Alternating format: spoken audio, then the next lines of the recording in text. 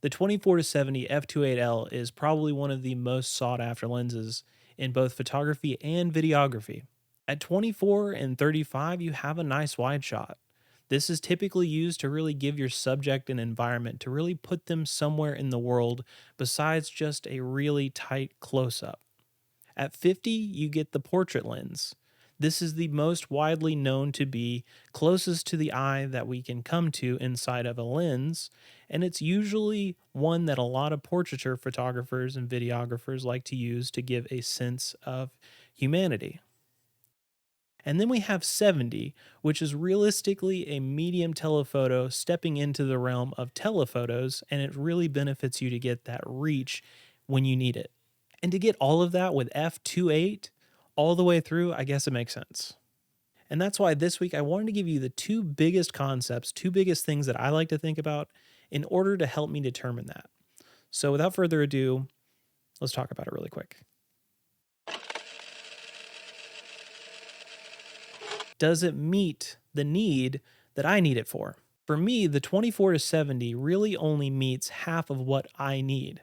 I have a 51.2 and a 70-200, which I've used on this channel quite extensively. If you've seen any sort of content from me, one of the two lenses have been in one of those videos. But for me and the EOS R, 24-70 isn't as wide as you think. There is a huge difference between 24 and 70 depending on what kind of equipment you're running with. Now for me, the EOS R has a gnarly 1.8x crop when you run 4K versus 1080. So right now the footage I am using is 1080 to give me the most range, most focal range I can get, basically the widest image I can get. However, if we go and we switch, so I'm going to do this really quickly. That's the end of this clip, and then we're going to run, let's see, set movie, and we've got 4K.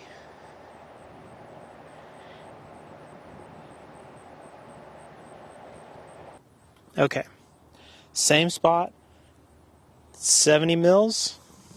Okay, all right, so this is the same spot at 70 mils, and then that's 24 mil now at 4K. Big difference. This thing has a gnarly crop at 1.8x. So it's something to consider, something to make sure you know about when you get equipment. Like, what are you doing with it? And hopefully, I'll talk about that a little bit more in a second, but there you go. Now you know. So inevitably, 4K content for me is a big pain point when it comes to using a lens like this. And for me, even if it marks 2 of the 3 boxes, for this cost, it may not be something that I need, or maybe do I need to own it? And we'll talk about that in a second, but I just want to make that point.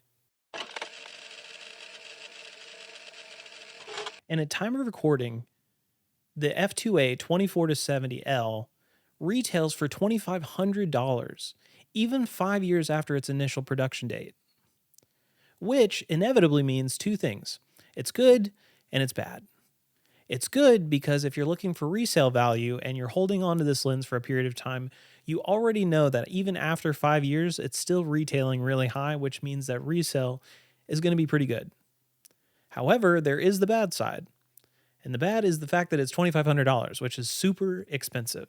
So you have to keep that in mind as well. Thankfully for me, I did not have to pay full retail. I did find a nice refurb on Amazon, which is lucky. Inevitably, though, the price is still very high and you have to consider it. You really need a need for it and you need to have a budget. And it needs to fit inside that budget. And after all of this, if you're on the fence, maybe, if you can figure out a way, try it before you buy it.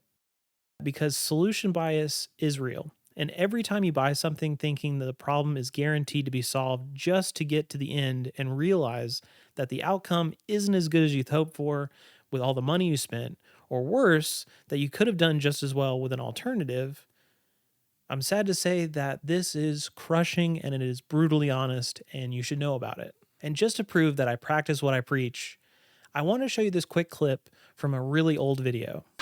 So these are going to be some clips that I think you'll enjoy, and it'll give you an idea if you want to get something like this or if you wanted to rent something like this. So this was one that I rented from Aperture Rent.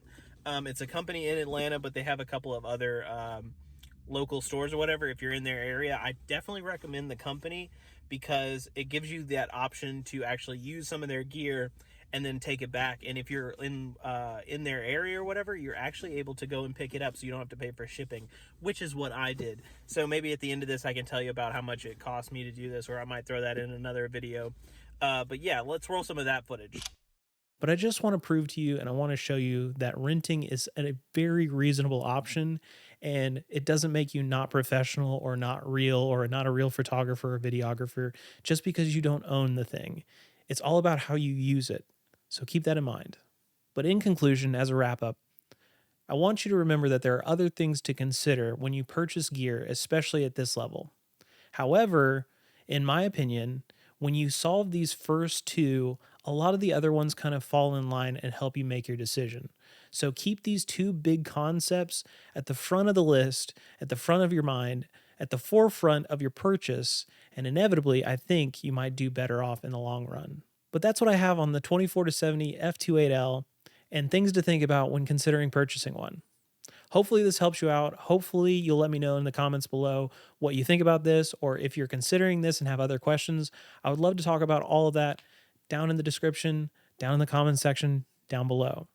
And don't forget, while you're down there, to check out the description for all the usual social links for Instagram, TikTok, and Twitter.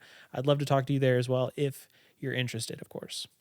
But beyond all of that, I want to say thank you as always for checking this one out. I hope to see you guys very soon in the next one, right before Christmas. I have a hopefully pertinent video if you're looking for gift ideas. So make sure to stick around for that. But beyond all that, I'm going to say peace out, and I will see you guys, as always, in the next one.